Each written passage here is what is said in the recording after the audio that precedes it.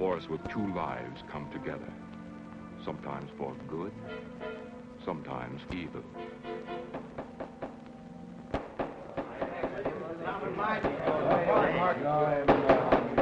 I say, Williams, allow him to win on there. I'm definitely against it. Williams seems to forget we have our stockholders to answer to. Phone Mrs. Williams, Della. Tell her to be ready in about an hour, and I'll pick her up. Yep. You phone San Rafael and see if those papers are on the way over from the executive. Yes, Walt.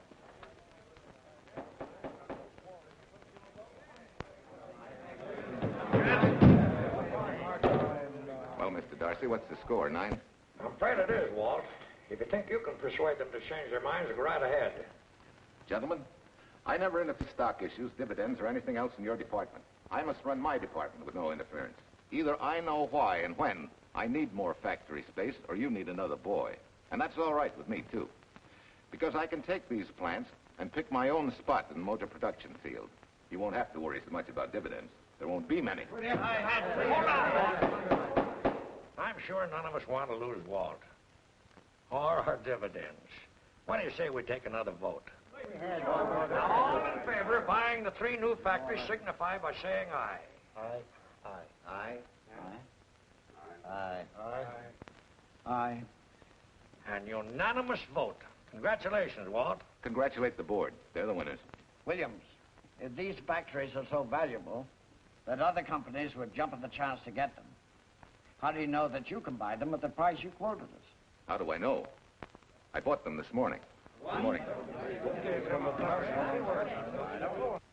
Della, I was asked to rush this up for Mr. Williams. Get my wife, Della? Your maid said she'd gone to the dentist. I gave her the message. Oh, fine. Oh, this just came. Thank you. What about those papers? They're here. Burke's checking them now. Good.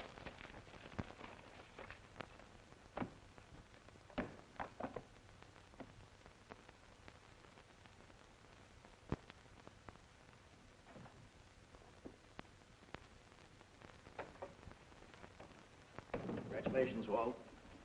Take a look at Clause 4. Those provisions haven't been clarified yet. Oh, no? I wanted to leave for Tahoe right away. Get Judge Deering on the phone, will you? Never mind. I can get faster action if I run out to San Rafael myself and stick with them till they're right. Yeah? Mrs. Williams on 3. Oh, put the blueprints of that new diesel in, will you? I want Jackson to see him. Hi, Duchess. I'm afraid now we won't be able to leave till about 5 o'clock. What? You're not going with me, but I counted on it.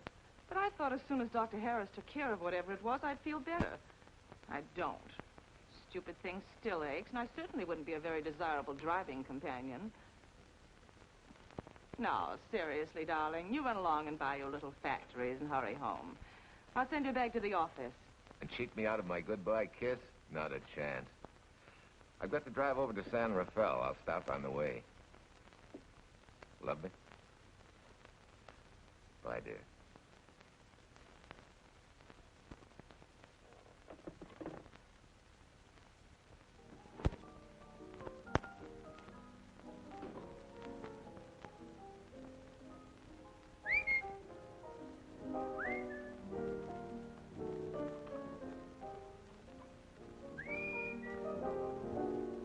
How do you expect me to whistle through a toothache?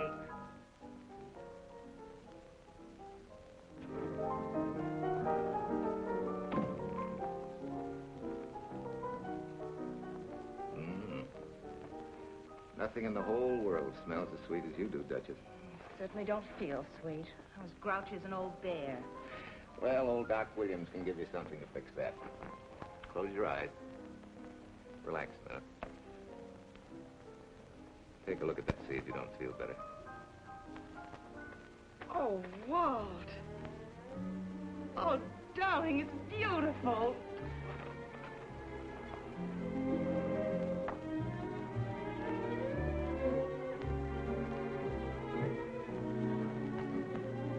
Not bad.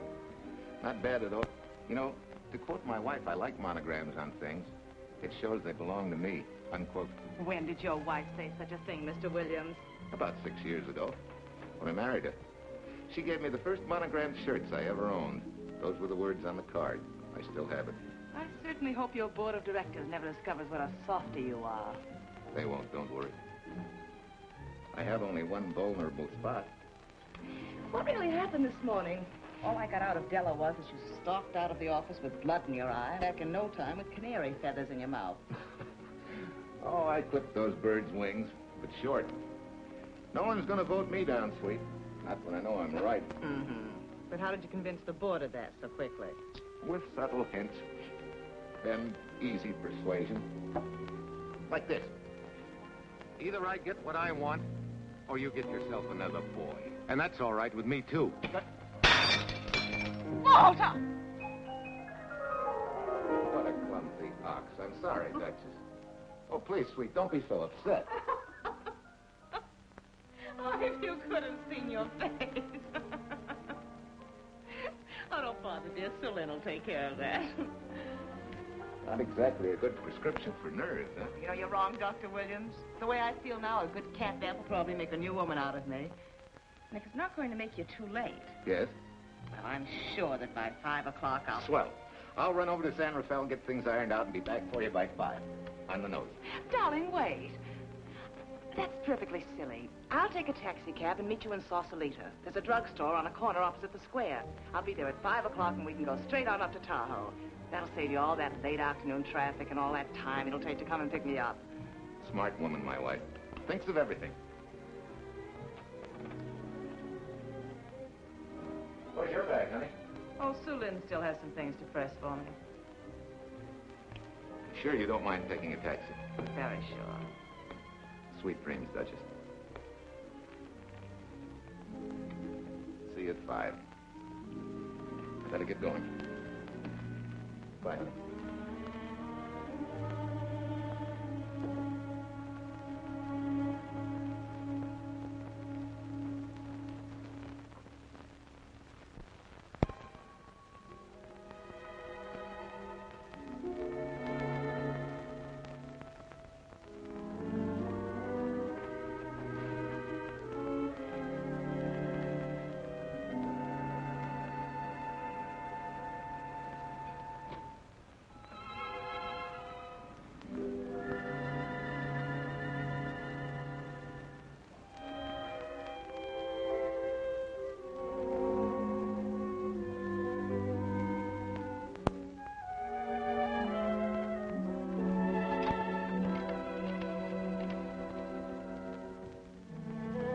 Long distance?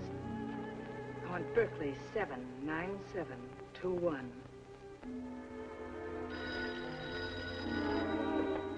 Hello. Ah. Hiya, beautiful. Yeah.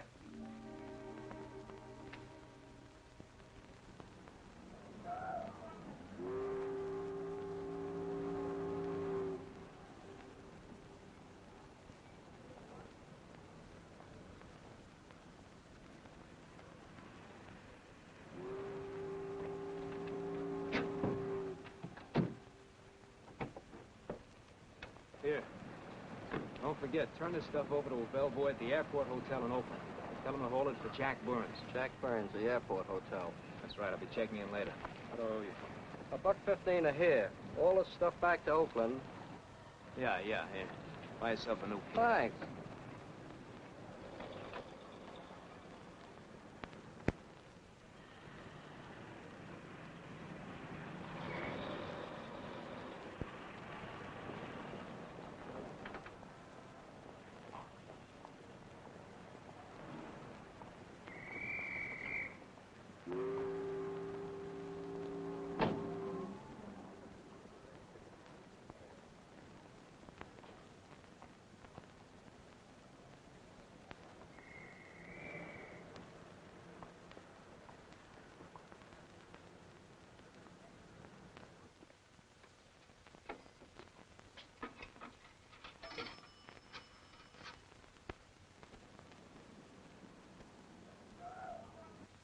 Hey, where's that new woman who was going to meet me? It's after 5 o'clock. Oh. Gee, I was so sure you were going to be okay. Maybe you better get yourself another dentist, huh? Of course I understand, honey, of course. Just to prove it to you, I'm coming right on home. No, You really mustn't, darling. I'm going to be perfectly all right, really. And besides... Besides what? Well, I've done something you're not going to like. You remember Aunt Margaret back in Illinois? You mean the old gal in Evanston? I'm way ahead of you. How much? Well, it isn't money this time. It's another relative. Her favorite nephew, Jim Torrance. All of a sudden, right out of the blue, just after you left, he telephoned me from Berkeley. Okay, Judge, I'll see him when I get back. Well, you don't understand, dear. You're going to see him right away. What? Well, all he seemed to want was to be able to get back to Illinois, so I... So you buy him a ticket. That's easy. Well, it isn't. I offered to, but he got huffy and said he didn't want any handouts, and... Well, without thinking, I told him we'd pick him up and give him a lift as far as Denver. I won't say I'm good for you, but where do I find this guy? Well, he should be there right now. I told him to be on the lookout for a cream-colored roadster, just in case we failed to recognize one another after all these years. Oh, darling, you're such a lamb. Are you sure you forgive me? What do you think? Well, I better run along, or Cousin Jim might get nervous. Take it easy, sweet, and miss me, will you? I do already. Don't drive fast. And please take care of yourself. Softy. Bye.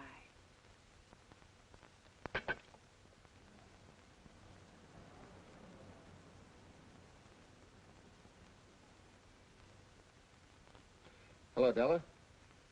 Yeah, Mrs. Williams wasn't able to go with me. Now, while I'm gone, you see that she gets her roses every morning. That's right. But this time, on all the cards, put love from Softy. Yeah, S-O-F-T-Y.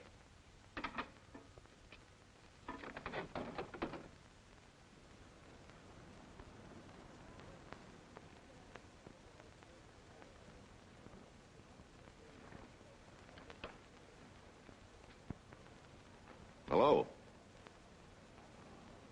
You must be Jim Torrance. Yeah, that's me. I'm Walt Williams. Hi, Jim. Hi. Where's Irene? Oh, she's a little under the weather at the last minute. Worse luck. Oh, that's too bad. I was hoping I'd see her. Yeah, I'm disappointed, too. Where's your luggage? Oh, I'm wearing it. Less trouble that way.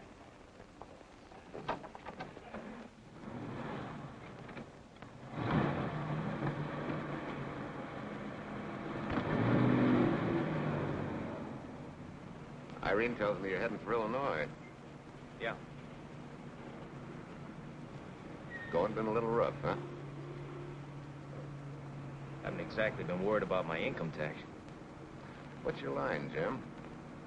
Oh, guess I'm a better salesman than anything else. You know, I can give you a couple letters when you get back to Chicago. It might help you. It's fine. Little in with the top brass never hurts. What outfit were you with? Patton's Third Army. How was it?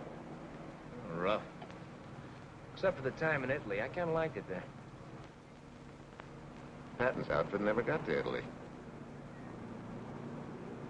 Of course. But most civilians never know or care, and I figured you didn't either. Well, I fooled you that time.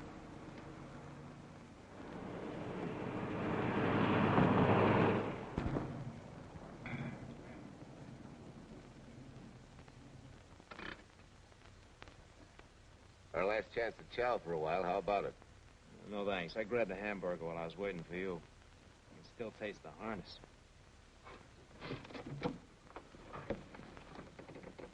Sure you won't change your mind? No, I'm gonna grab a little shut-eye.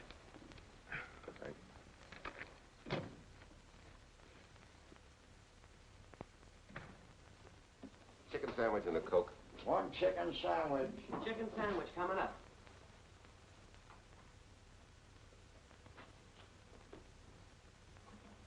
Give me change for $1, will you? Yes, sir.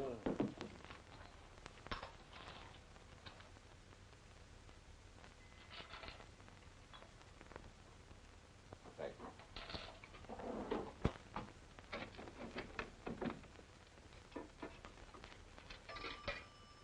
San Francisco. Klondike 2, 6714.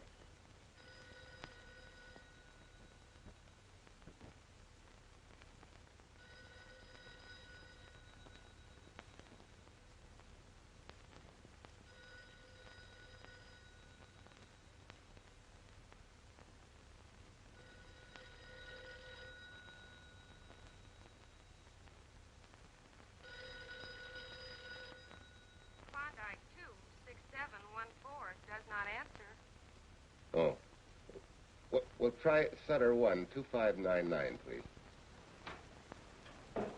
Bayview Apartments. Oh, yes, Mr. Williams. No, your maid isn't there tonight, sir. Well, she said Mrs. Williams was taking something to make her sleep and wasn't to be disturbed. But perhaps... No, don't disturb her. Just leave a message that I won't forget about a certain problem. Mm-hmm. I think I have it, sir. You want her to forget all about a certain problem. Softy, is that S-O-F-T-Y, sir? Softy is going to take care of it thoroughly. Is that all? Yes, that's all. She'll understand. Be sure she gets it the first thing in the morning. Right.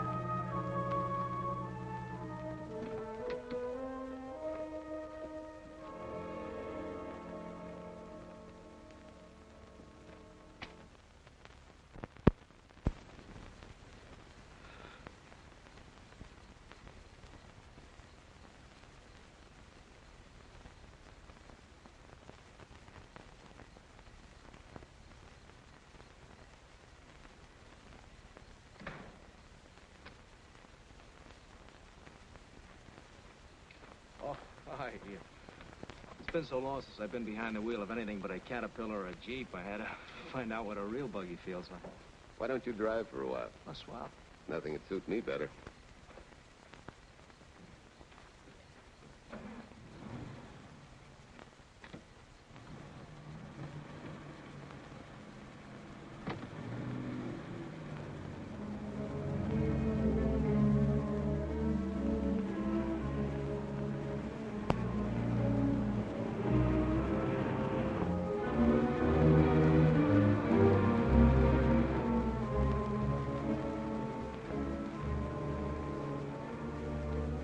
Tell me, Irene still got that little scar on her cheek? The one she got from the fall? Yeah. You can hardly see it now, though. How'd you know about that? She just got it last summer. Thought you said you hadn't seen her for years. Oh, from Aunt Margaret, of course.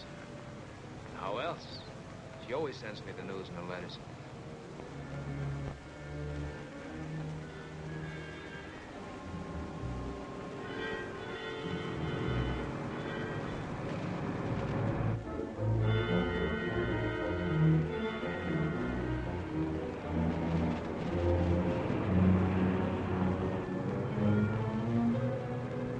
Aunt Margaret will be pretty happy to see you.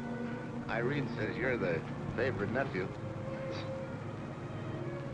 Afraid my lovely cousin was just giving me a build-up for your benefit. You don't know Irene. Maybe not.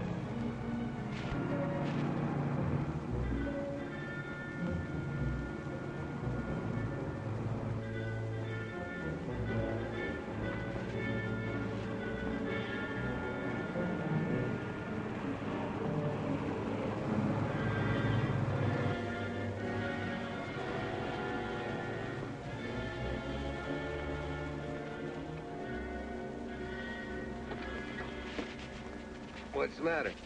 I think we got a flat.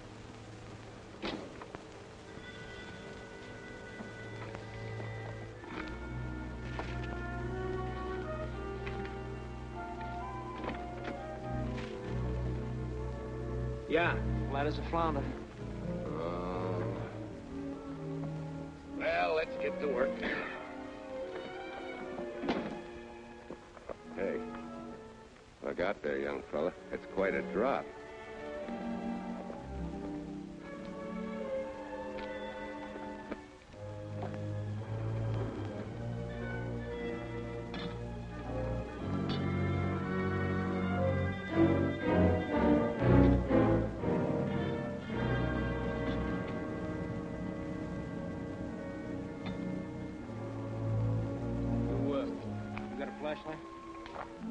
I think I have. Get the jack. I'll take a look.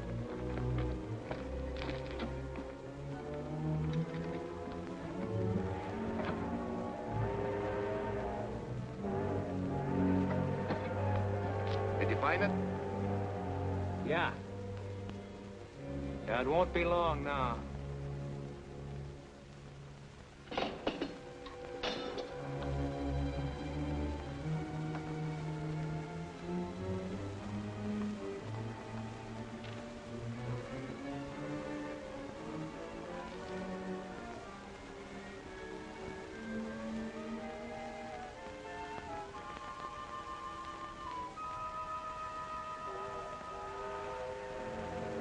Come on, let's get going.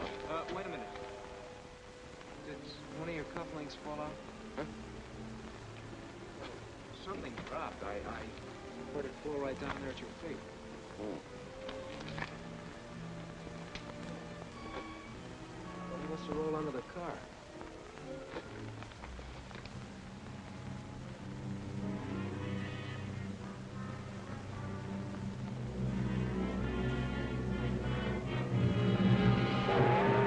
Irene and these suckers.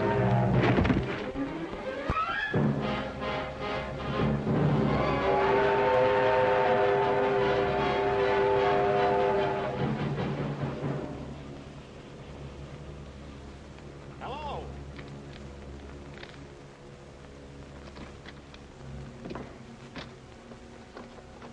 Need a hand? No. I'm all set now. Okay. Good night.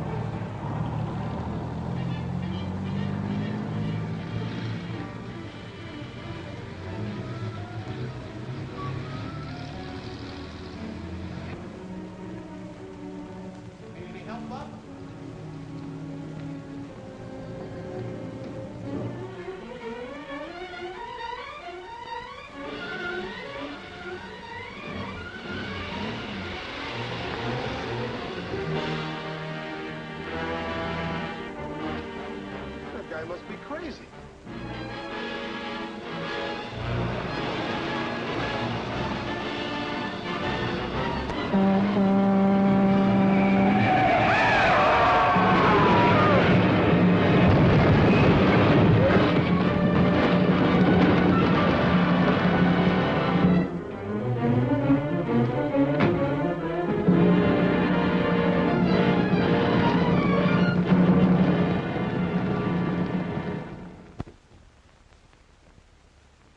Now, in case my husband should be late and have to rush for his plane, this will be taken care of. Thank you. Tell Mrs. Burns to 302.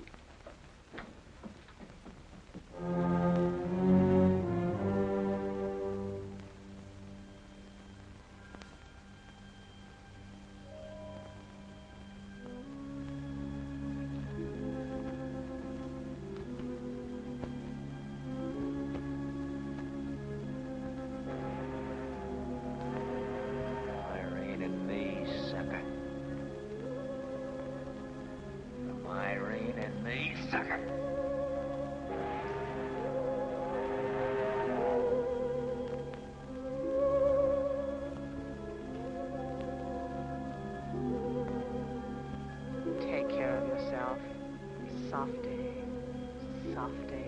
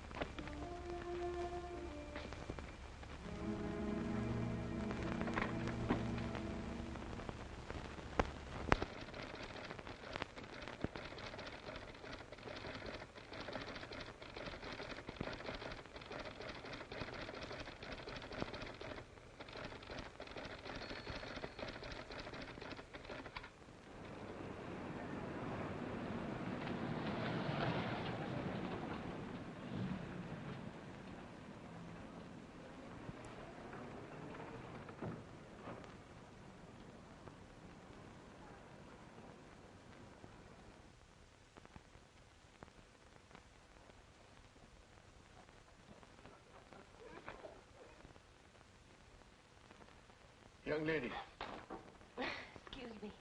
I want to see Mrs. Walter Williams. I'm sorry, sir, but she left orders not to be disturbed. I'm sorry, too. Lieutenant, this is the police department.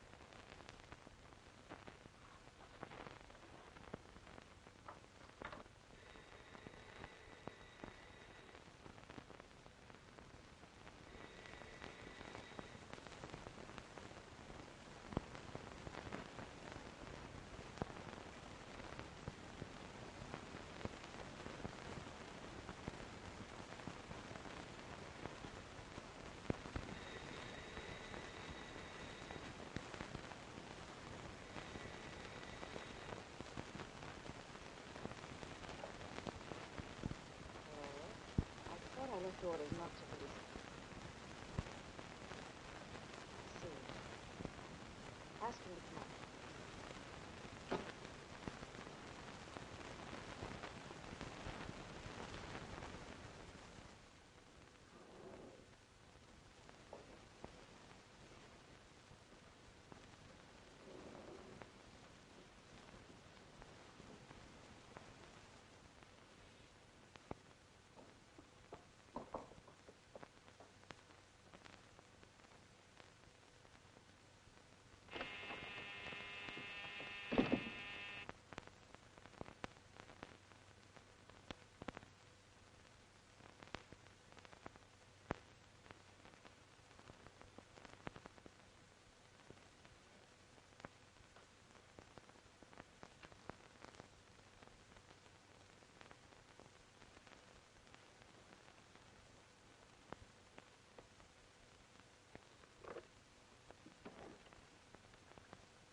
Yes? I'm Lieutenant Quincy with the police department. I'm sorry to disturb you at this hour, but... may I come in? Of course.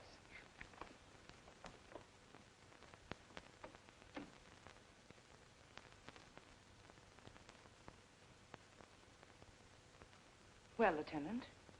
Did your husband go on a motor trip late this afternoon?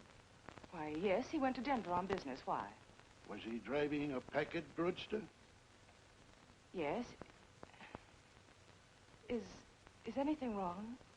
I'm afraid there is.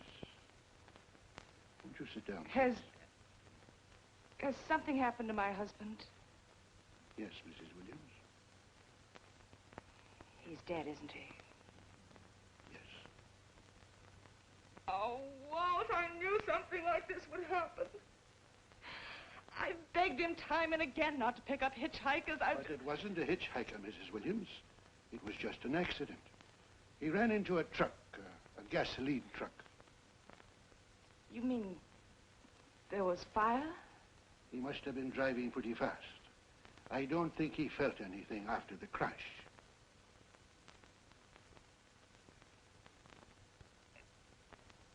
If there's nothing more you need me for, Lieutenant, I think I understand. And may I say you've taken this with a great deal of courage. Good night, Mrs. Williams.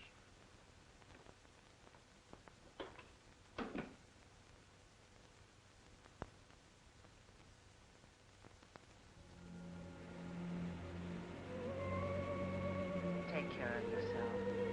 Softly. From Irene and me. Softly.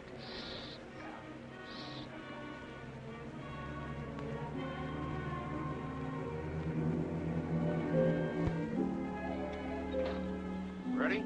Yeah. That Williams must have been quite a guy. Yeah, he went to work for Universal Motors as a sheet metal worker. Mm-hmm. Less than 10 years, he's their top production man. Well, he sure went out in a blaze of glory. Yeah. Let's go.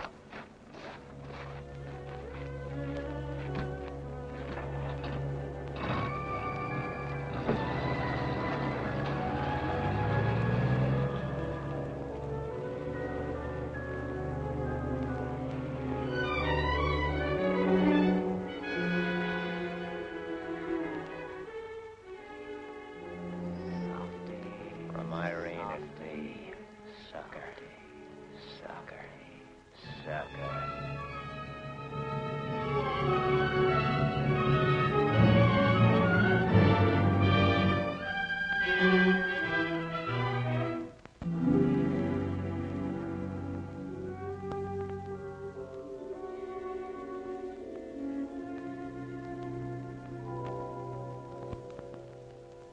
Well, could Mr. Burns have taken a later plane and still made connections for Mexico City? I see. Yes? It is some telegrams for Tai Tai. Just put them under the door, Su Lin.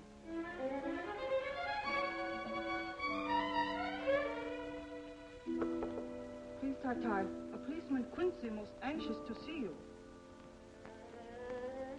Ask him to wait, Su Lin.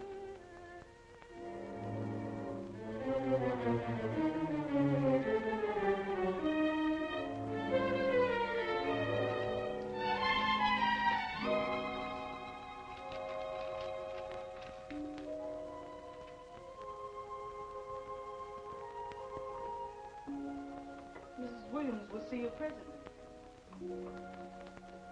Will wait, please.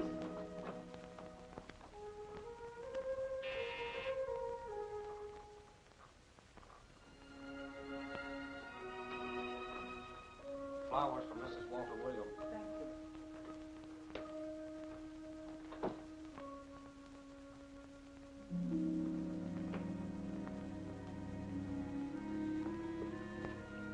Roses like Mr. Williams always sending when he's away. You seem to have been very fond of Mr. Williams. Su Lin is honored to have served him 5 years, and he... I'm sorry to keep you waiting, Lieutenant. I wouldn't be disturbing you again if it wasn't necessary. And I would be keeping you but a moment. You're being very considerate. Won't you sit down?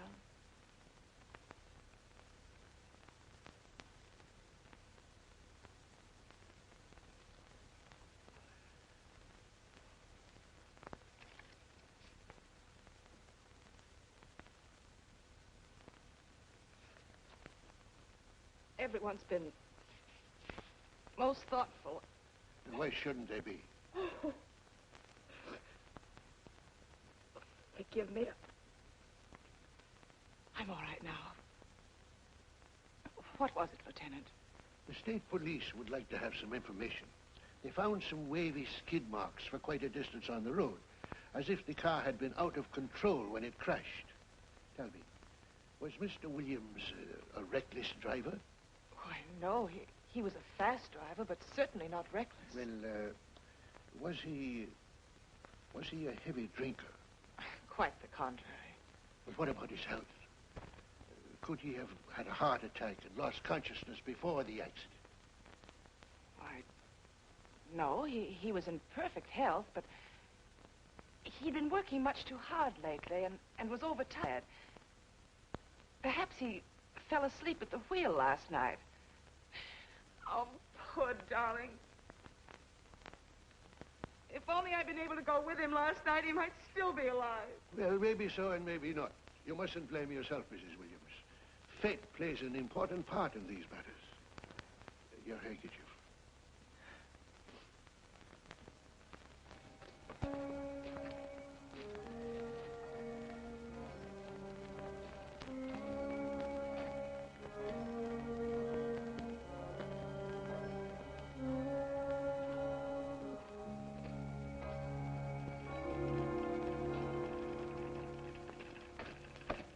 When's the next train to San Francisco? 10 a.m. tomorrow. You sure there isn't one sooner? No, I'm sorry.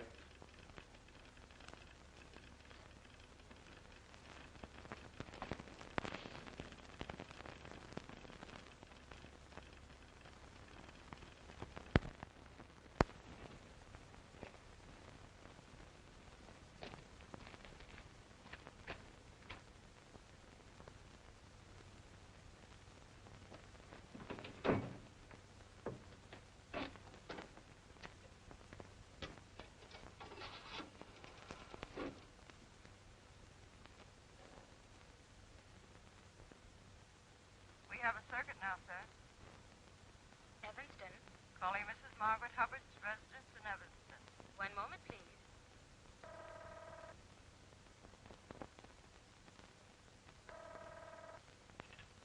Hello? Mrs. Margaret Hubbard? Yes? Who's this? Long distance. I have a call from Mr. James Torrance. Who? Mr. James Torrance. He's her nephew, Jim Torrance. The call is for your nephew, Jim Torrance. I haven't any nephew, and I don't know any Jim Torrance. Sir, Mrs. Hubbard says she doesn't know what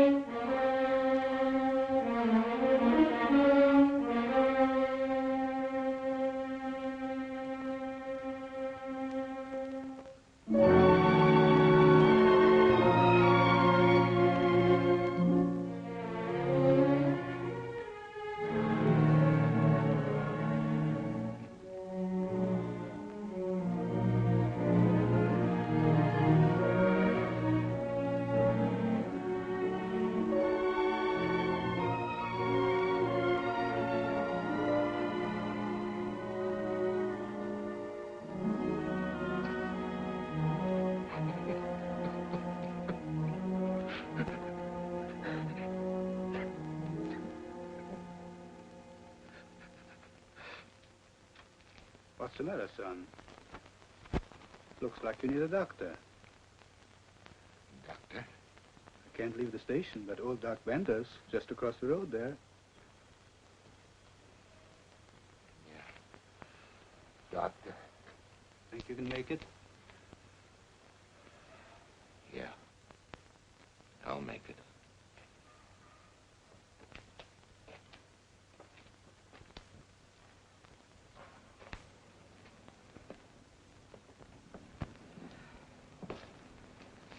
Now, take it easy, man. There's some concussion there. You've got to watch your step for a while. Yeah.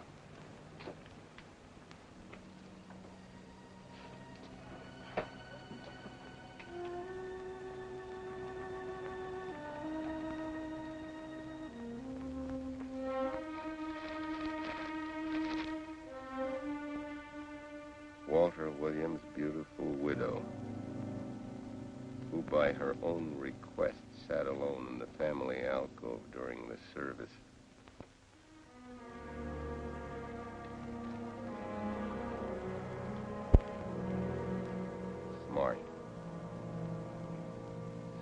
have caught her licking her chops.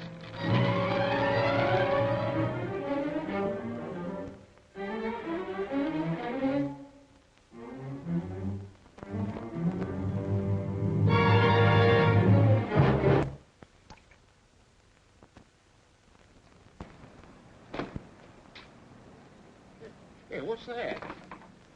Walter Williams. Hey, ain't that the guy that... For the love of Mike, what's that briefcase doing here? He's dead. They did him a dirty trick if he ain't. Hey, now, wait a minute. Don't touch it. We better turn it over to the police.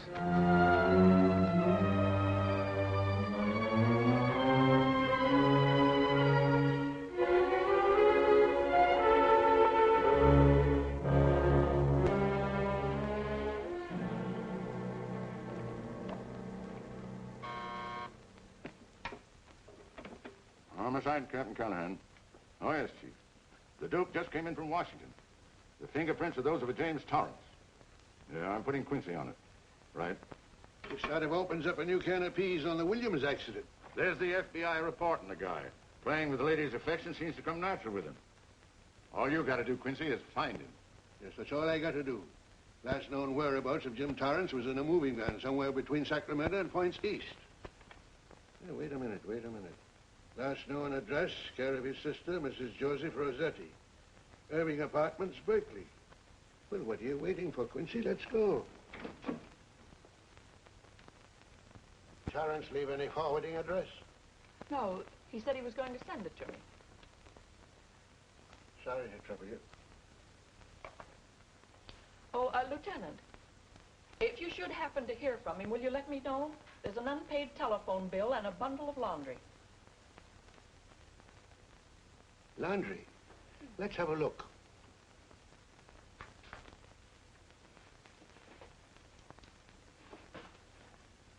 I may have to take this along with me. Not without a receipt, you don't. You mean you don't trust the police? In my business, you don't trust anybody. Mine, too. Holy St. Valentine's Day. Look, he had the same thing on his shirts, too.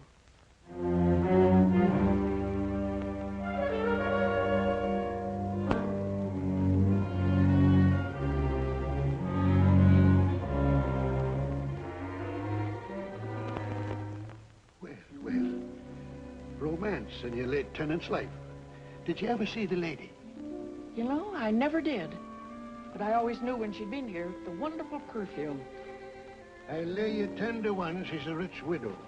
Could be. Wait, I'll get you his telephone bill. Pretty fancy stuff for a hitchhiker. Yeah, but he's a pretty fancy hitchhiker.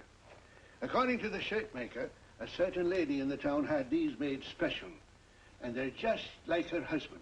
Only his initials were WW. Sort of smells, don't it, Cal? Now, take a look at this little item that was also found in the laundry. I for Irene and W for... Well, it could be for Williams, too, couldn't it? Yeah. Homicide, Callahan speaking. Hello? Oh, hello, Fitz. Hello. What news? Oh? Any luck? Both days, huh? Swell. Have it typed up and sign it. This report of Fritz will be a nice little topper for this pile. His checkup shows calls from Torrance's phone to Williams's private number, and a flock of them going the other way, including one on the 7th and several on the 8th. The 8th, since you've forgotten, is the date of Walt Williams' accidental death. Well, that ought to be enough to get an indictment out of the grand jury. Go pick her up.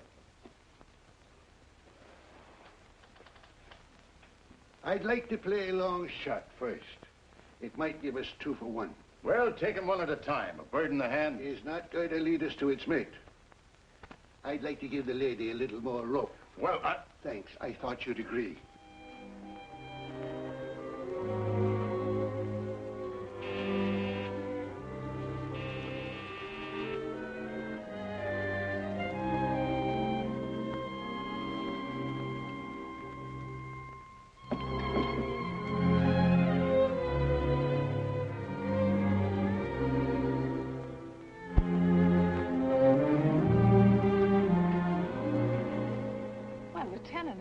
You just caught me. I'm glad. I have some rather startling news I thought you should know before it hits the headlines. Come in.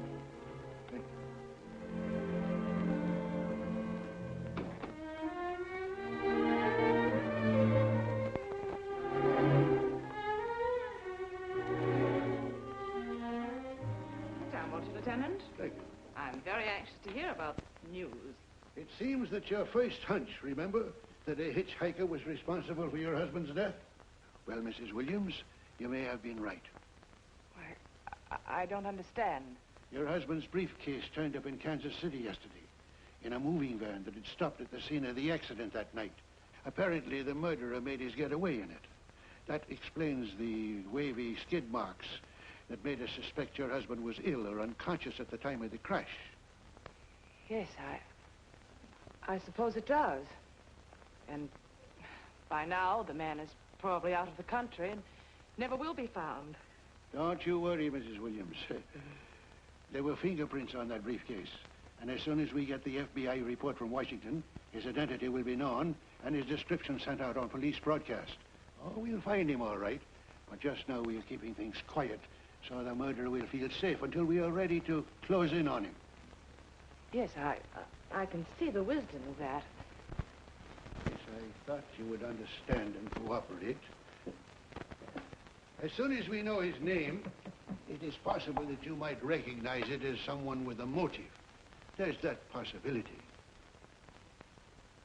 You know I'll do everything I can to help. I'm sure of it. Now I'll run along. You'll hear from me. I'll let myself out. Don't bother. And don't worry. Good day.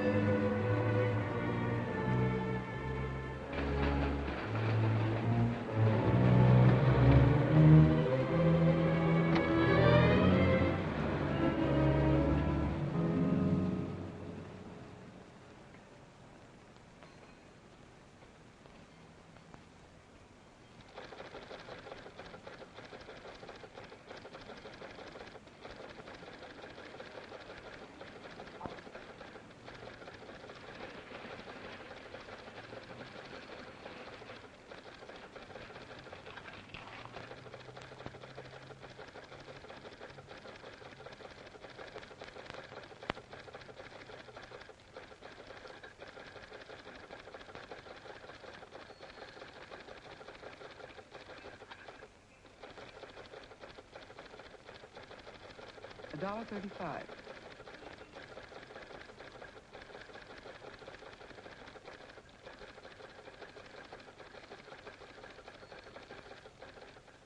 See, everything after the letter J in the first name has been obliterated by heavy writing over it.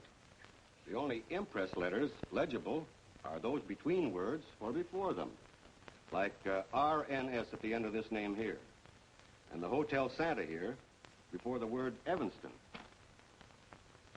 Well, Tom, don't you think it's about time you retired? Why, there isn't even evidence there of Mrs. Williams' intent to communicate with Torrance. And who do you think she beat a path to the telegraph office to wire to?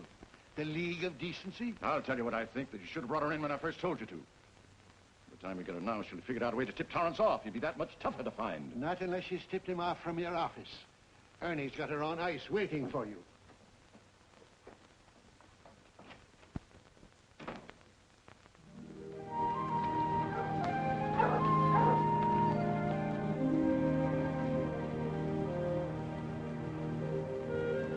Pretty good, huh? Fastest growing little town in Idaho.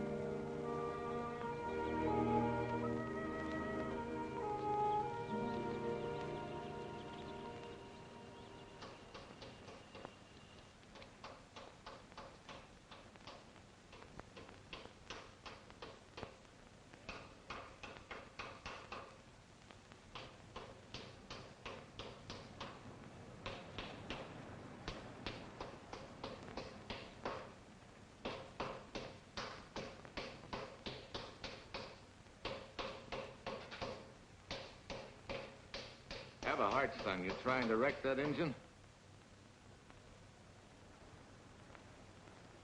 Oh. Sure. It's a hobby of mine. The way you're going at it, you can't miss.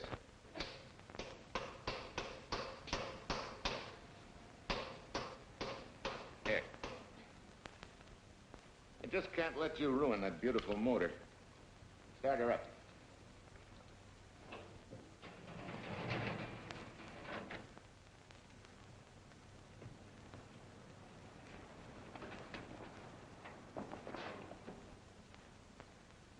Okay, start her up.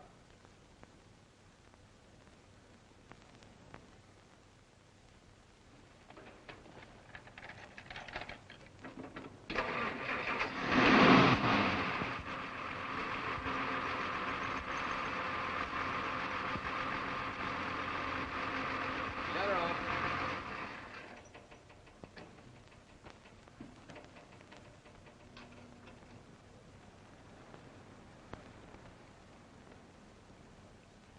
You're certainly not a mechanic by trade.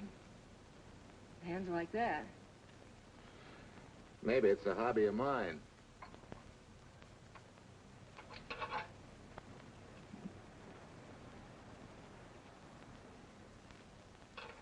Gee, what happened to your head? Perhaps I was talking when I should have been listening. Okay? Okay by me. A lot, Hill. So long, Marcia. Bye. He's all right now. You better lay off, though, till the boss gets back. I'm the boss. I guess the new cars are a little bit over my head. Now, with a jalopy, it's different. Aren't there any mechanics around here you can hire? No, they all went over to the new factory in Mansville. I guess they got better wages. Tough break. Yeah. How much do I owe you? Oh, forget it. Well, I'll be shoving along. Well, at least have a cook in the house. You might as well. Marcia, can I use your phone a minute, please? Sure, help yourself, Uncle Ben. Never arranged but what it pours. 650, please. Flat tire this morning. Now the danged engine stalled on me. Nice and cold. Wilson's garage?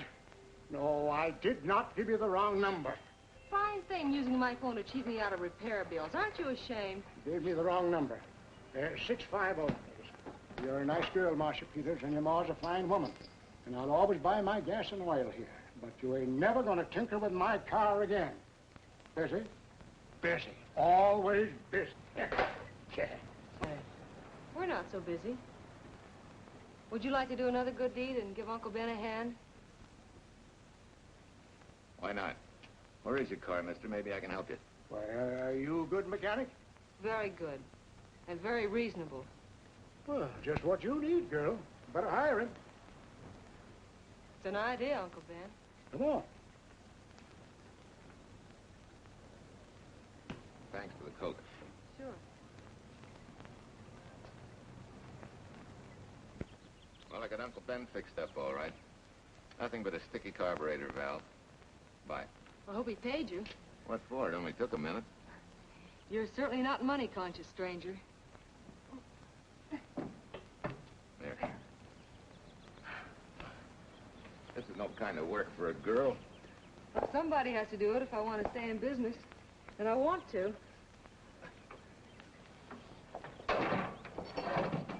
Must be some business that you're better suited for. Couldn't you lease this place to somebody? Sure. I did while my husband was overseas.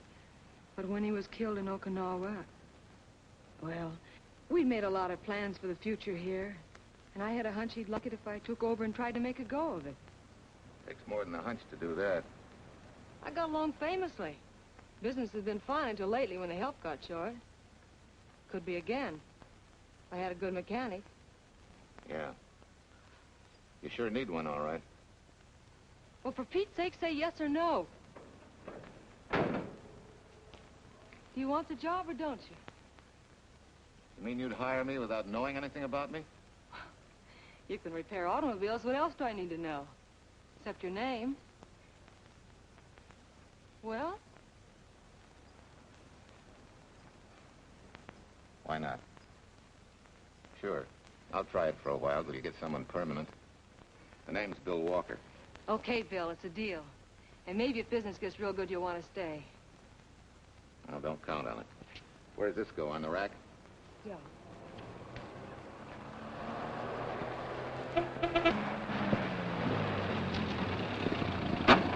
Marcia!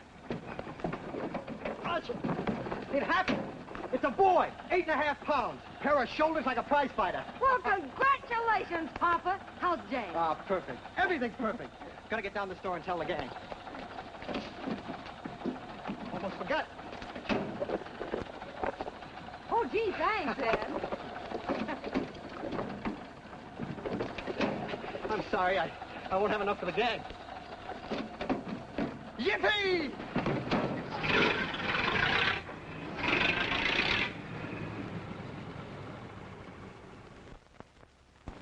Maybe you can use this token from the slightly delirious new father. Thanks. Say, we haven't settled the matter of wages yet. Maybe I can't pay your regular salary. Suppose we leave that open till you find out how much I'm worth to the business. Doesn't seem to be any business right now. Might be a good time for me to get rid of this beard and find a place to board. We live right next door. I'll go ask Mom. She'll know of a place. Sort of a peaceful house. I noticed it this morning.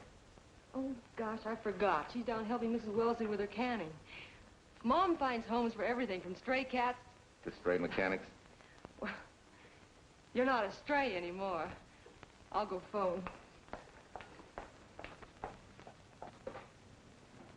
Girl, 674, please.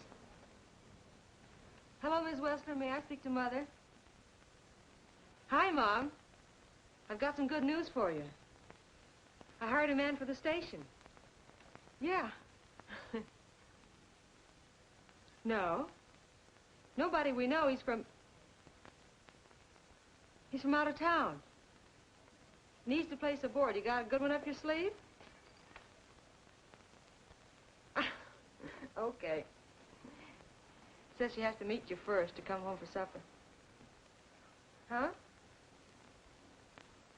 And you like apple or cherry pie? Cherry. Cherry it is, Mom. See you later. Oh, now I gotta get rid of this.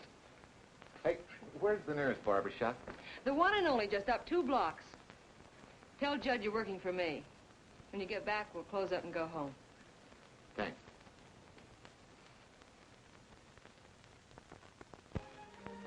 Well, that's real nice. You must have had a good bringing up, young man. Thank you for the young man. We thank thee, O Lord, for thy bounty, and ask thy blessing on this food, and on the new friend who shares it with us. I hope you're good and hungry, Mr. Walker. Who wouldn't be? Marcia, she eats like a sparrow, with all the hard work she does, too. May I have your plate, please? Well, she can start taking it easy now. Boss, the help. Thank you. She never takes anything easy. Has to put her whole heart and soul into everything she does. Well, now that you're through with me, Mom, how about Bill? Have you thought of a place for him to stay? Well, why can't he stay right here? We have a spare bedroom going to waste. And I think you like my cooking. Like it? That's very kind of you, Mrs. King, but it seems an imposition. Imposition? Nothing. That's good business. I can get back what I pay you in board and room. Well, Marcia, what a thing to say. If you'd like to stay, we'd like to have you. We have some more vegetables. Mrs. King, you have a boarder. May I have a biscuit, please? Oh, excuse me.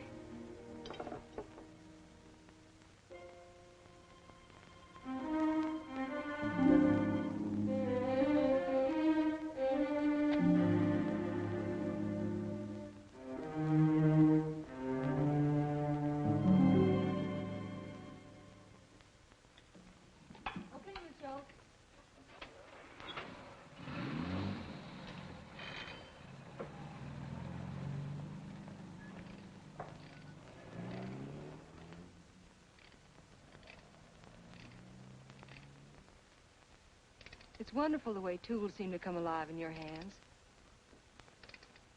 You seem to sort of come alive, too. As though you got real pleasure out of working with them. I do. When you're doing a job with them, you can't think of anything else.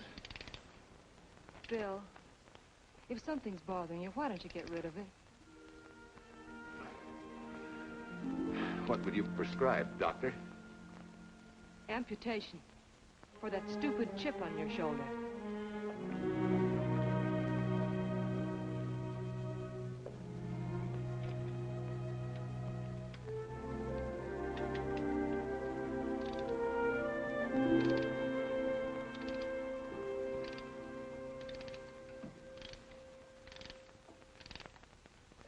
What you need is a ring job. Save yourself some money. Gee, Bill, with the baby and everything, I just can't afford it now. Oh, we'll take care of that.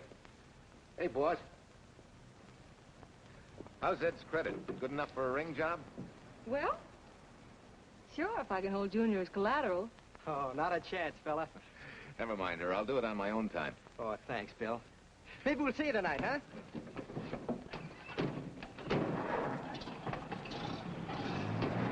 Some shoulders, huh? Yeah. Some father, huh? Bye, Marcia. Bye, Marcia. Bye. Nice kids. Hey, was Ed clowning about their being hard up? No. Things have been pretty tough for him ever since he got out of the service. Fix a car for him, Bill, and only charge him for the labor, okay? Then he gets it for free. I'd already been knocking that off. Say, we could make it an anniversary present. Anniversary of what? Junior's arrival. And mine. 3 months ago today. Time certainly flies. That was a lucky day when you came to MP service. Your work's been bringing in a lot of business. I'm glad of that. Hated to have fallen down on Mom and you. Say, look, boss, why don't we three celebrate tonight and go to the movies? Ed said he and Jane were going. Well, that lets Mom out. She'll be babysitting. I'd love to go, Bill. I haven't been in ages.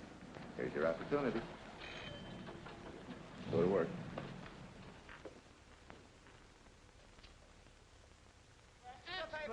Irene Williams, held for murder. Read all extra, extra. Irene. This is Sheila Graham with the latest news of the shocking Williams murder case. While beautiful Irene Williams is held for trial, charged with conspiring to kill her late husband, the police are searching for James Torrance, believed to be the lover of Mrs. Williams and her partner in the horrible murder of Walter Williams.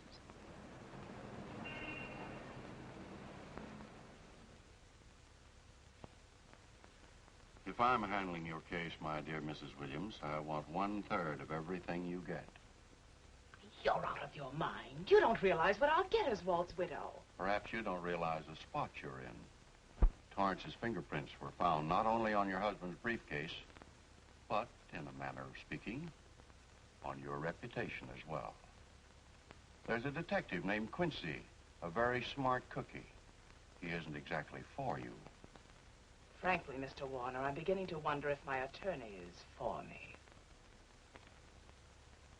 Underestimating the enemy's ammunition would scarcely be wise. Now, if we can get to trial before Torrance is found, they'll never get a conviction. But... But what? If he shows up, we may have to fry him.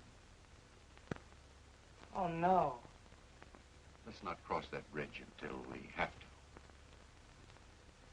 But if it comes to a choice, we're not going to burn, are we?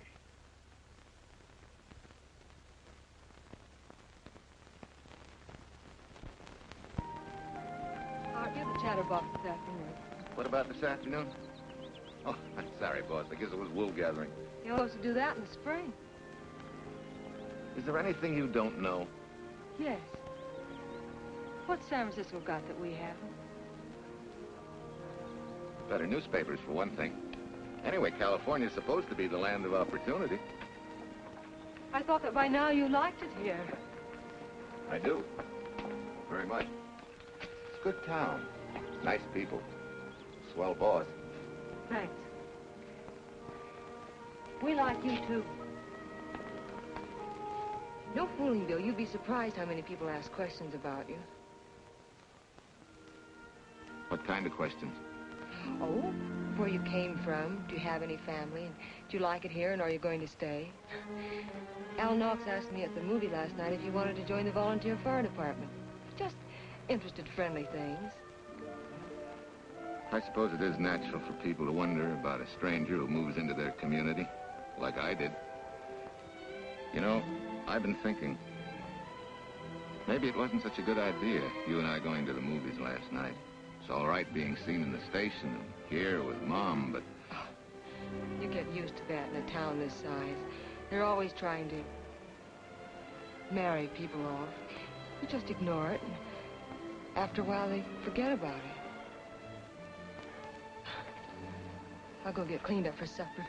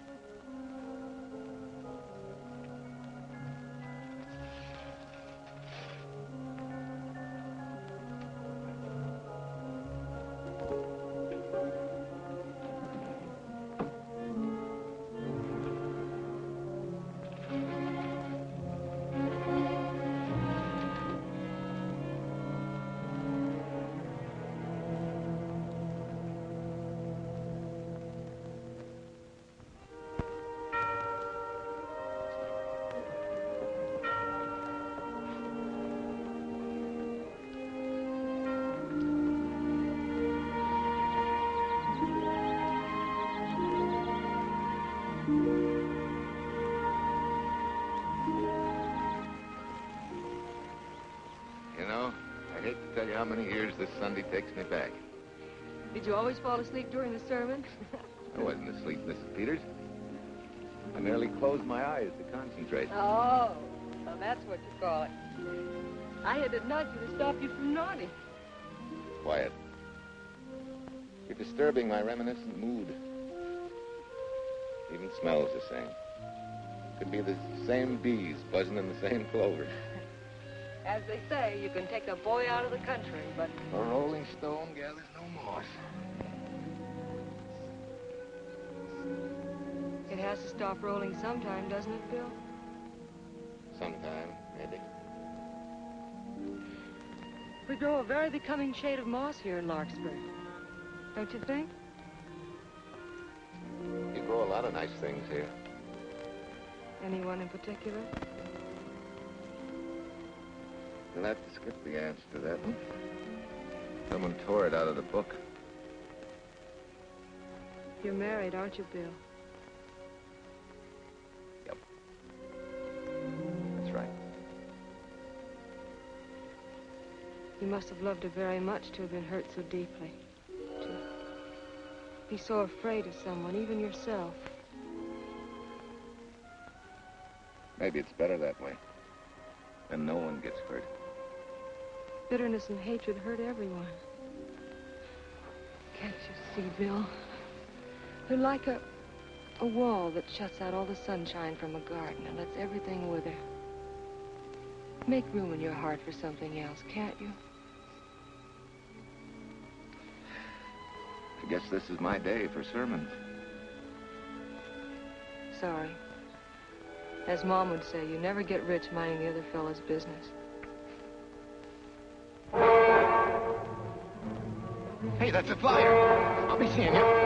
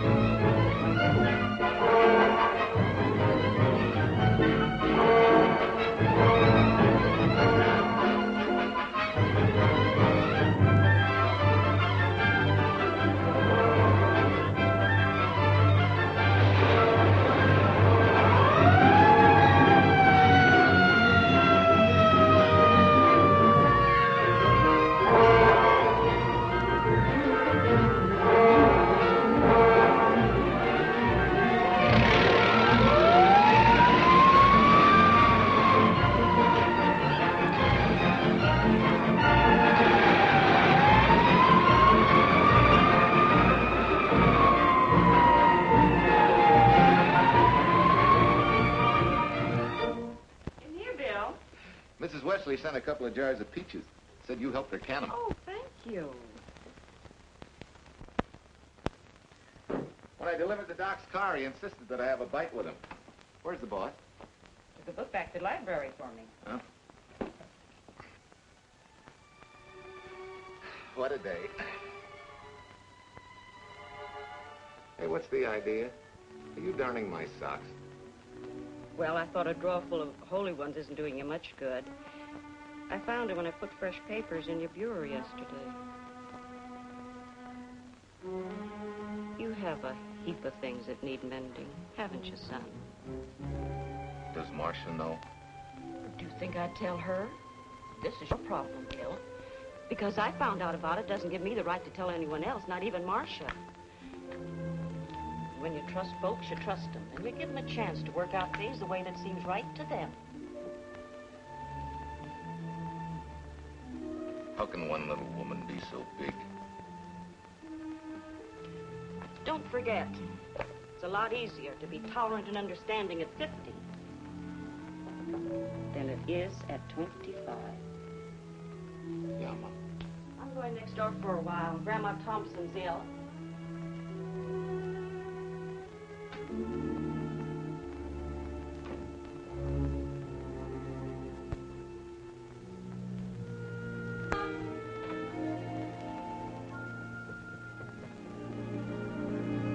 Bill, are you home?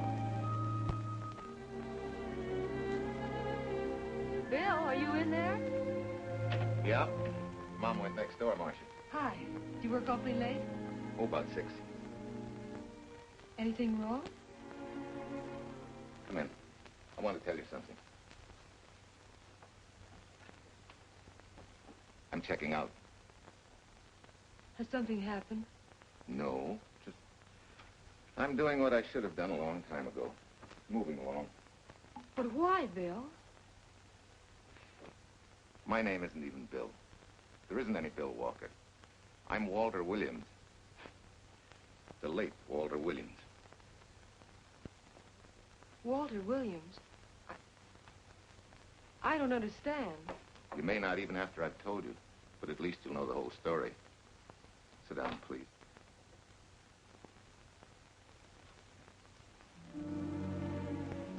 Finally, Larkspur. And you. From there on, you know. I'm glad you're going back to make things right. Going back? Wild horses couldn't drag me back. What are you going to do about your wife? Nothing. You're going to let her go to trial for murder? Oh, no, Bill. Why not? She tried to kill me, she and her cousin. But they didn't. Who says they didn't? Let them try and prove it. No matter what your wife did, she can't be tried for something that didn't happen. Oh, Bill, can't you see? You bet I can see. She deserves everything she's getting. Sorry part of it is they'll never convict her.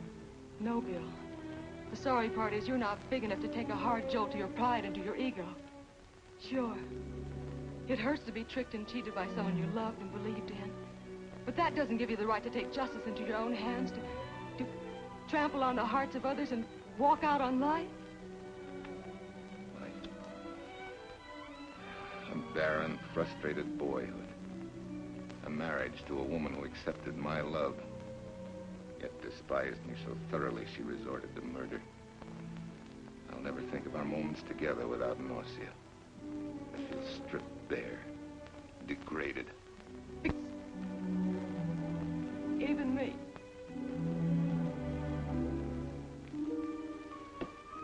Oh, Bill, please. Don't destroy the one chance we have for happiness. We haven't got a chance. Doing the right thing never works out.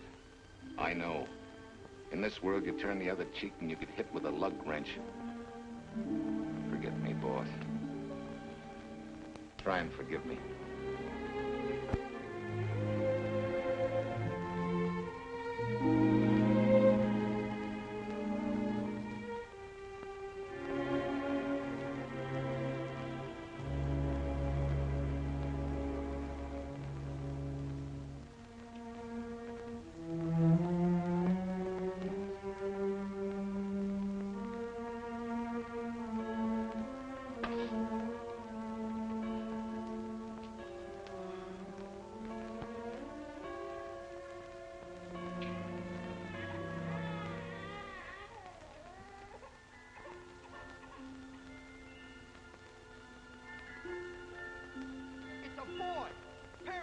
like a prize fighter.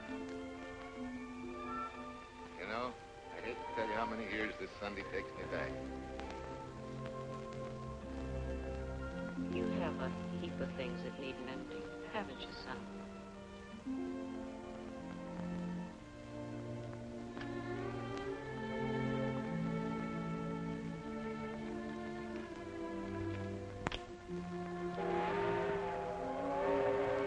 Take care of yourself.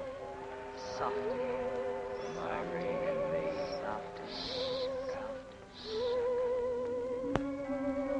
You're not big enough to take a hard jolt to your pride and to your ego. Sure. It hurts to be tricked and cheated by someone you loved and believed in. But that doesn't give you the right to take justice into your own hands. Trample on the hearts of others and walk out on life. Oh, Bill, please. Don't destroy the one chance we have for happiness.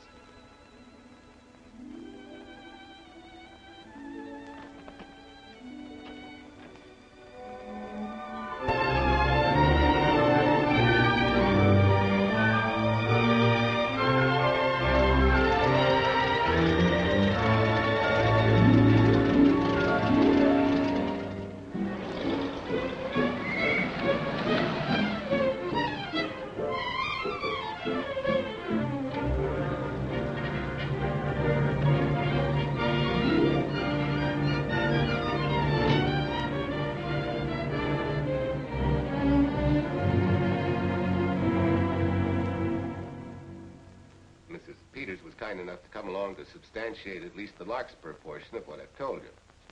Very thoughtful of you, Mrs. Peters.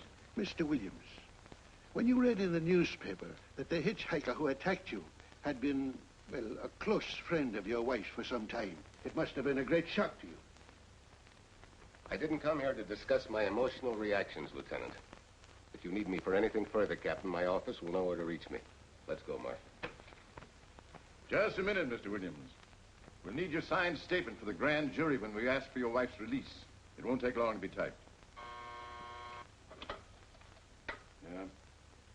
All right.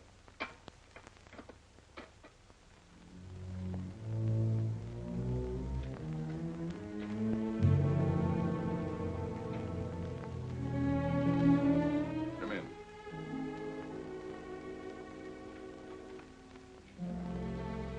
Sit down. Mrs. Williams, we have news for you. Really? I can scarcely wait.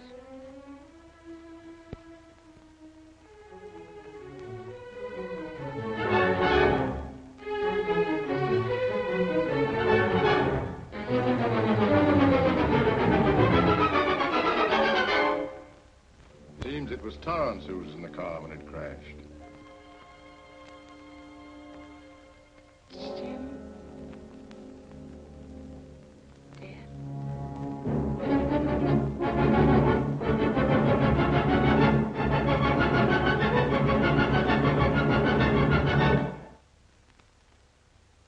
You did it. You killed him. No. He tried to kill me. Thought he had. And he ran into the truck. It was an accident. An accident? You wait all these months to tell this story. You let me rot in this filthy jail. Wait a minute. You let everybody believe you're dead. Pretty convenient, wasn't it? A dead man can't be tried for murder. Mr. Williams, perhaps your wife would understand better if you would explain to her about the amnesia. Amnesia?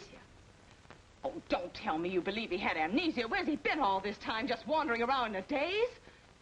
Tells us he's been in Larkspur, a little town in Idaho, working as a mechanic in a service station. Run by Mrs. Peters here.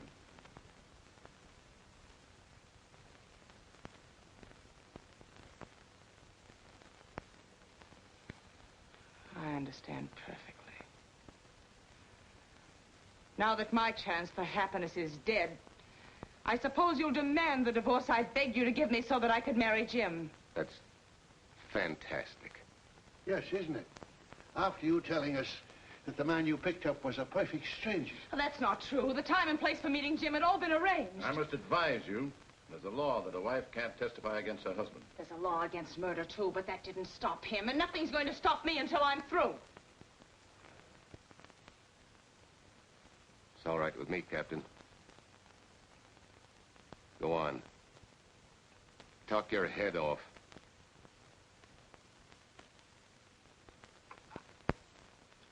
I was to have gone with him to Denver. He insisted on it, although I was quite ill. Several hours before we were to leave, he came home. There was a violent scene. He threatened to kill me unless I agreed to give up Jim. And I wish he had. This is incredible. Not one word that she has said is true. Then you have nothing to worry about. Mrs. Williams, was there a witness to the threats you mentioned? No. Unless the maid overheard. She was in the apartment.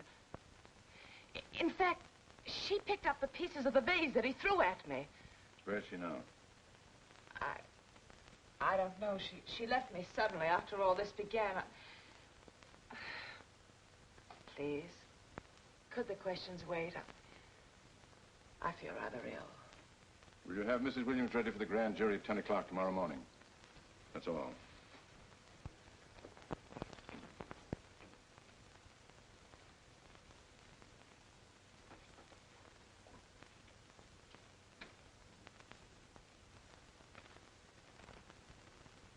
We're going to hold you too, Williams. On what charge? Suspicion of murder. But he's not guilty of any of these things. Then it should be easy for him to prove it. Take it down and book him. That fiction of Mrs. Williams must have been very convincing. No, we just couldn't buy that yarn you tried to sell us. Let's go.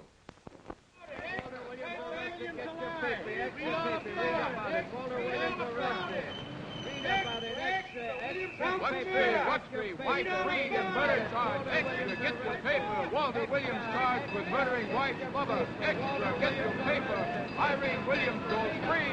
Husband held. Extra, get your paper. White, freed, and murder charge. Walter Williams charged with murdering wife's lover. And Daly's going to cover Williams' office. Okay, boys, hop to it. I want all I can get by 10 a.m. tomorrow for the grand jury. Okay, Chief. Oh, Tom, don't miss a bit. Dig up everything you can on Williams and the Peters dame. You sort of believed Irene Williams' story, didn't you, Ben? She made better sense than he did. Well, sure, she's a better liar than he is. Don't forget, I went all through her grieving widowhood with her. She's a bad customer. Well, that's for the grand jury to decide, and Williams insisted on letting her talk. So it's his funeral. Funeral, all right. Especially with that yarn he told. But murder's out of character for him. There's a few pieces missing somewhere. There might be in Idaho, if it's not too much out of character for you to get going. You're going to miss me, Cal, when I retire next year. Maybe I'll join Private Eye and solve your cases for you. Mr. Williams? Thanks. Sort of deal from the bottom here, don't you? Sorry, Williams. Okay, Williams.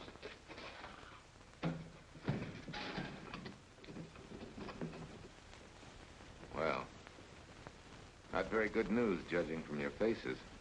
Well, Wharf, the grand jury returned indictment against you. Mrs. Williams was released. I see. Now, don't you worry, Walt. We'll have you back at work where you're needed, and in short order. Come on, Eldridge. There's a visitor waiting far more attractive than we old fogies.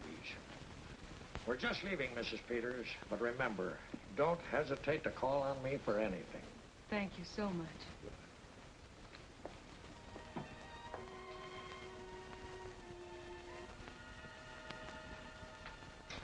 Hi, boss. Bill, what have I done to you? If it weren't for me, you wouldn't be here. If it weren't for you, I wouldn't be. I came back here because I wanted to believe in the things you do. I still do, no matter what happened. Will you do something for me? Go back home, where I know you'll be taken care of. Not a chance. You'll have to think up a better reason than that to get rid of me. I'm a big girl now. I've just been to Larkspur, Williams, where I found these newspaper clippings. Of course, some of them are 3 months old, but you seem to treasure them, so I brought them along. So? I don't think they exactly substantiate your claim of amnesia. As if you were interested in substantiating any claim of mine. Now, let's get one thing straight. Most people, when they get in a jam, think the police are only interested in the prosecution. Our job is to get the facts, the truth. And the truth never hurt anyone but the fellow that lied. Unless he was a beautiful woman. Oh, quit kidding yourself, Williams. You made the boner. I had no more to do with Torrance's death than you did. And out of the whole population of Northern California, you just happened to pick up a hitchhiker who happened to be your wife's boyfriend. Ah, have a heart, Williams.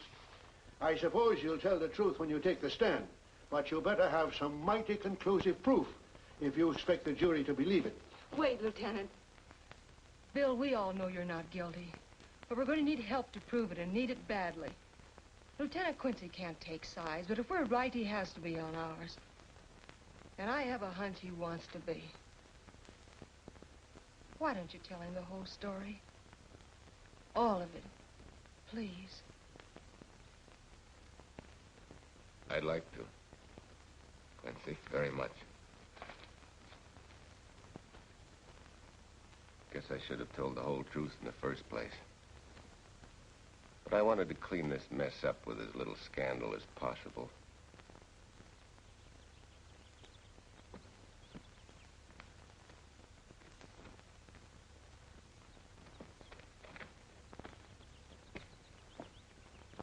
Well? No sign of the lug wrench or anything. My dear Mrs. Peters, will you please stop trying to be a detective? How many times do you think the police have combed this spot for any kind of evidence? Now, be a nice girl. Take Mr. Williams' advice. Go back to Larkspur. What time is it? It's only 4 o'clock. We still have time to go back to town and go on our hunt for Sue Lynn. Now, look here, young woman. You've had me on the run since early morning. But, Lieutenant, the maid seems to be our only hope now. We've got to keep looking till we find her, that's all. That's all? Wait. She was naturalized, wasn't she? Suffering chopsticks. Quincy, you dumb flatfoot. This Sue, what's her name, was Chinese born. If a port of entry was San Francisco, there'd still be a file on her, photo and all. Let's go. Back to town. Immigration.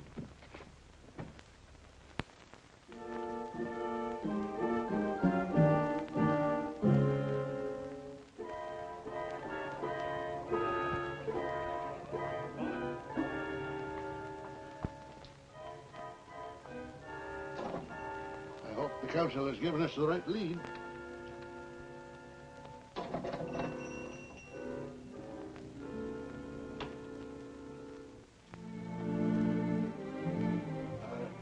You are sing?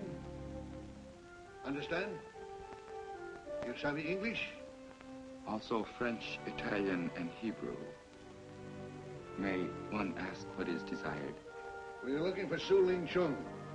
The Chinese consul said you were her uncle and might tell us what she is. This daughter of my brother, has she offended the honorable police? Oh, no. They just wanted to ask her some questions about Mr. Williams, the man she used to work for. Ah Sing's heart is heavy that he cannot lead you to her. But things that are not known cannot be told. Well, if you hear anything of her, report it to headquarters.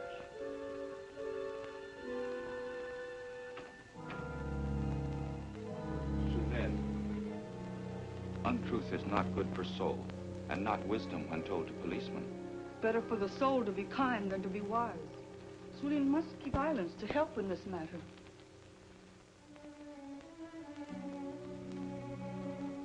You know, you're quite a gal. In case I haven't told you lately. You're just too easily pleased, that's all.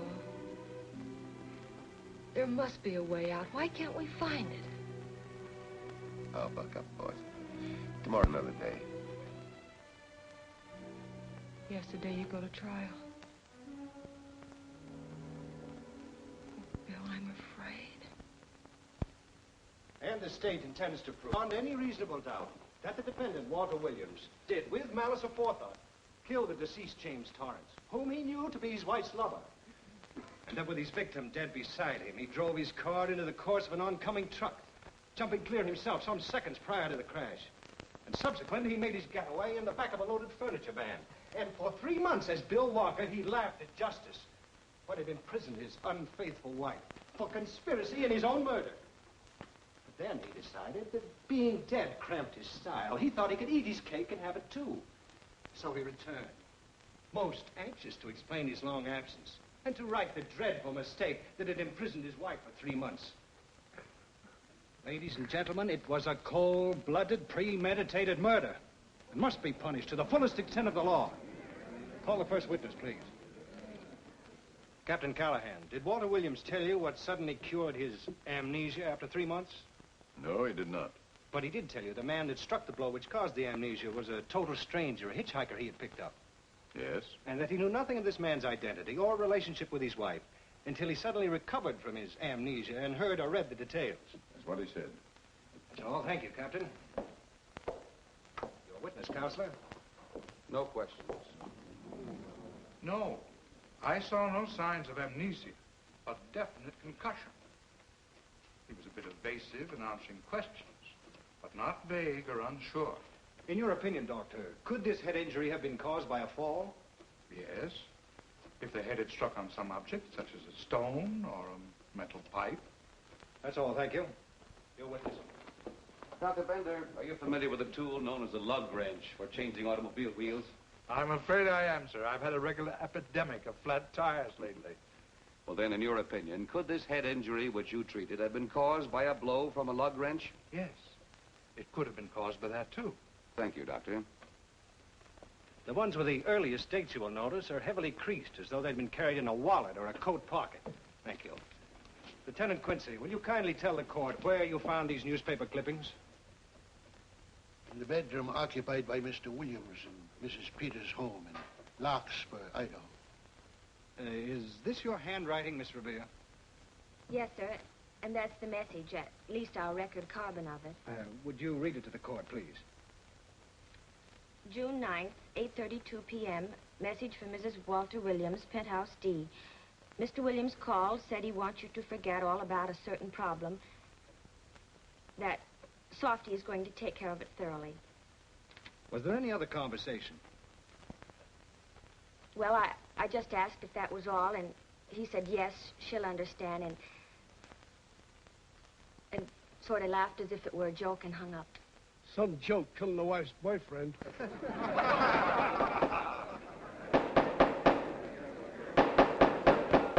is the state versus Walter Williams. All the rounds so far have gone to the prosecution, and it was a grim-faced Williams who was returned to his cell this afternoon. What the score will be after he takes the stand is anybody's guess, but he's going to need some lucky punches to get a decision. And though Torrance struck with intent to kill, after telling you this is from Irene and me, sucker, you still telephoned Illinois to find out if there was a cousin Jim. You are hard to convince, aren't you, Mr. Williams? Is it so incredible that a man should fight against believing such a thing about his wife? Oh, that is very touching. From a husband who planned a trip on which he intended to destroy his wife and did kill her lover. That's a lie. Your Honor, I object to the conclusions drawn by the prosecutor and move that it be stricken from the records. But, Your Honor, there is a corpus delicti, remember? Who was your wife's lover. Objection sustained. There's also her own story, which, in front of witnesses, you insisted she tell. And then we have your own two different stories from your own lips. One featuring a perfectly strange hitchhiker, the second an equally strange cousin Jim, without a questionable substantiation for either bit of fiction.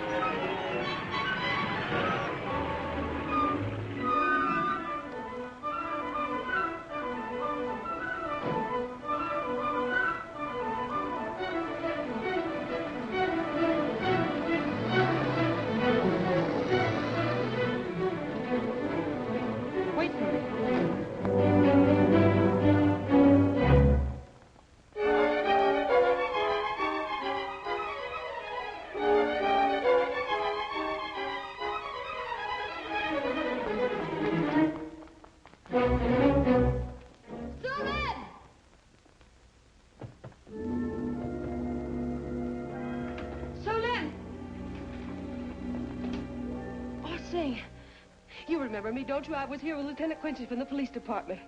I just followed Sue Lynn up the stairs. I saw her come in here. You must be mistaken. I'm not mistaken. She's here. I must see her. Our thing, don't you understand, is to save a man from prison, even from death. I will send her to you.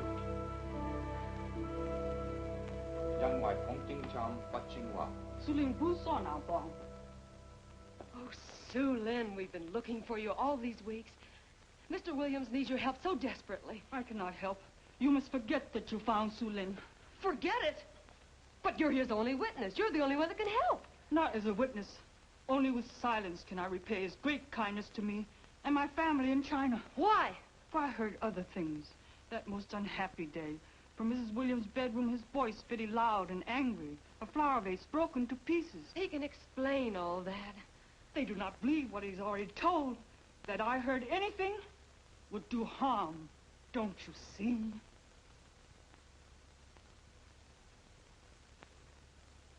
Yes. Much sorrow comes from women who know not honor and truth. And Mrs. Williams, she was not true even to that Torrance man. What made you say that? That night when he was killed, her sickness was but wall of falsehood, behind which she could go secretly to a meeting place. You mean she went out that night? Sue Lynn, are you sure? Yes, because next morning in her bedroom I found street shoes that had been worn. Her coat on the closet floor with the sleeves turned inside out as though removed hurriedly. And in one pocket, a door key to some hotel. Sue Lynn, that's it. Proof that she and Torrance had planned to meet that night after he killed Mr. Williams. What hotel was it? Oh, I don't remember. The key. What did you do with it? Returned to coat pocket. Come on. We'll get to Lieutenant Quincy. He'll know what to do.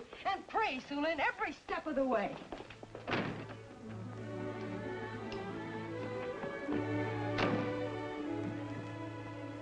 Now hold everything. Even if this long shot don't work out, we'll just keep on pitching.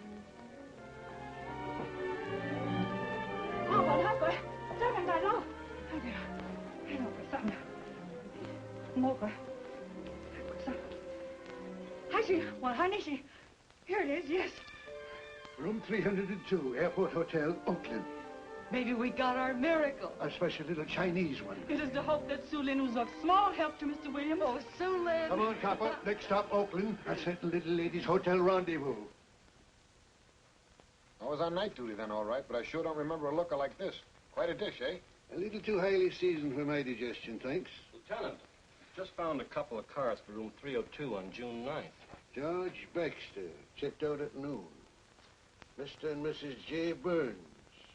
Room not slept in. J. Burns. Burns. Look, Quincy. The handwriting on the card is identical to that on the photograph. And here's a little boy, the same thing. The cover-up telegram to Aunt Margaret. Now look at the impressions. J here, and here RNS. J. Burns. That's the name she started a telegram to. Room not slept in. Say, I got that dame pegged now, Lieutenant. She said they'd be out of the room by midnight as her husband was catching a plane.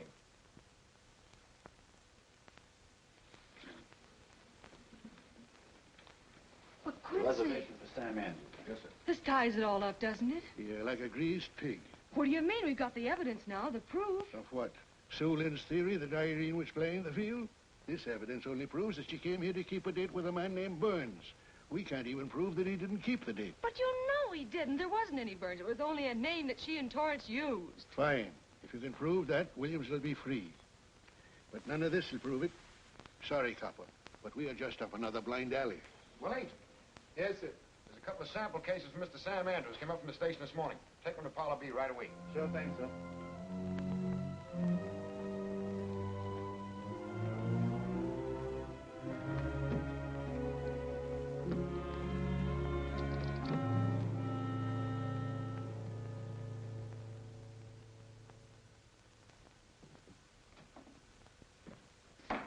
Seated.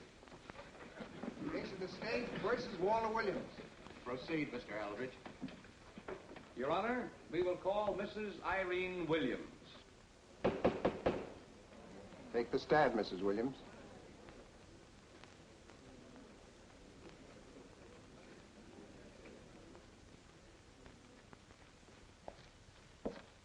Raise your right hand.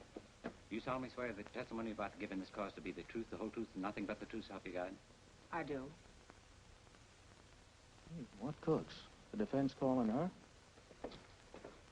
Mr. Eldridge, what's the purpose in calling this witness? Merely for purpose of identifying handwriting. Now, Mrs. Williams, this photograph of you... Was stolen from my apartment. So, according to the inscription, to Walt, my adoring and adored husband, Irene, this belongs to Mr. Williams. This is your handwriting, isn't it? Of course. I'm touched that he should have wanted it so badly. And this telegram, addressed to Mrs. Margaret Hubbard, is that also your handwriting? It is.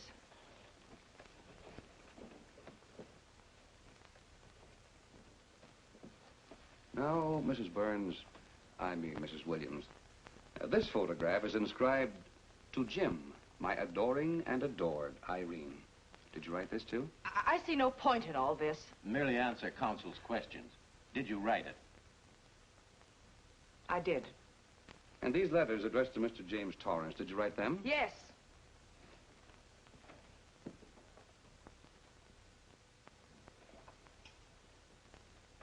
And this monogrammed garment, a gift from you to Mr. Torrance? Why must I be tortured again by all this? I never made any secret of my love for Jim Torrance. That's why he's dead. Your love for Jim Torrance. Yet on the very night he was killed, you had a rendezvous with a man named Burns, didn't you? I don't know what you're talking about. I don't know any man named Burns. I was at home that night, very ill. Oh, yes, the sleeping pills. Well, you must walk in your sleep then, for you spent at least part of that night at the Airport Hotel in Oakland, where you registered for Mr. and Mrs. J. Burns. Don't waste the court's time trying to deny it. This is the registration card that you signed at 9:20 p.m. And there's the room clerk who assigned you to room 302. And this, Mrs. Williams, is the key to room 302, which you very carelessly left in the pocket of a coat which was found in your closet yesterday. All right, I was there. Now you're satisfied. Not quite. This J. Burns, Mrs. Williams, is his first name Jack? Yes. Have you been in contact with him lately? No. How long since you've seen or heard from this Jack Burns? Well, I don't know. I don't remember. You bet she doesn't remember, because there isn't any Jack Burns, and there never was. That was an alias for Jim Torrance.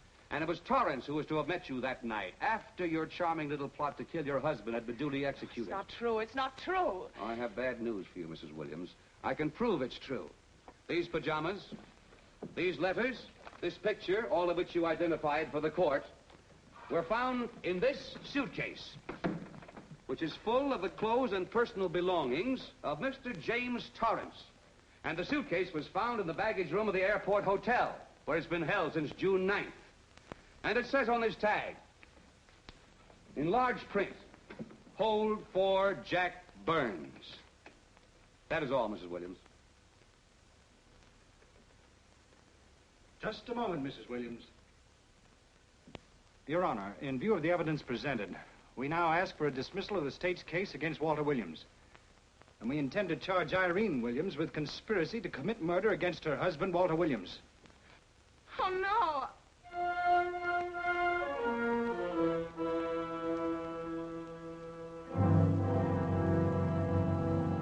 The case against Walter Williams dismissed. Court adjourned until 2 o'clock. Well, that's that, Walt. Congratulations, Mr. Williams. I haven't the words for it, Quincy, but we could never have made it without you. Ah, sure you could. You know, son, right always wins if you give it a little push, especially when you get a copper like this one to do the pushing. Well, I'll be seeing you. You know, it'll seem kind of strange being able to eat and sleep without someone getting in your hair all the time. Oh, fine, Walt. We're looking forward to having your hand on the wheel again. The Denver plants are waiting for you to open them. You think you can make it in the morning? How about it, Counselor? You bet you can. Oh, good. Well, I'll be running along.